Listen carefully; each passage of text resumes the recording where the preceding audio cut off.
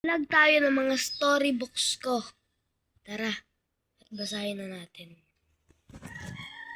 Ano gusto nyo? Jeff, ang mabait na jeep, babasahin natin. Lang, pakita to. Ito sa inyo yan. So, samahan nyo magbasa. Neta. So, tara. So, hindi ko kaya pakita sa inyo yung videos mismo kasi di pa talaga ako mismo vlogger. Tara, basahin na natin. So, bale, Tagalog muna. Part 2 ang English. Okay. Si Jeff ay isang mabait na jeep. Magalang siya sa mga pasahero, bata man o matanda.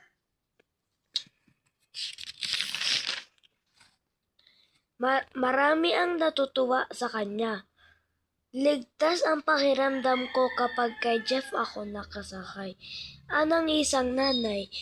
Siyempre, ang mga bata ay gustong-gusto ring kay Jeff sumakay. Ingat kayo sa pag-akyat, mga bata.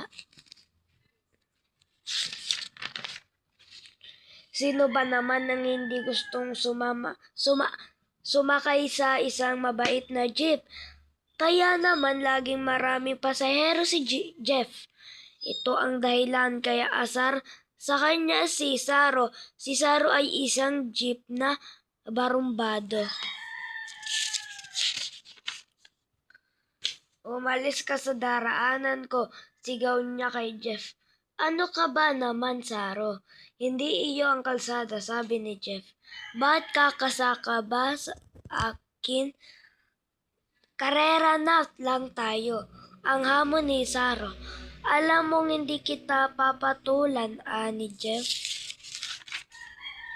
Responsable ang sasakyan si Jeff. Ang lahat ng batas trapiko ay sinusunod niya. Mabuti na ang sumunod sa tama. Hindi siya nakikipag-unahan sa kapag pula.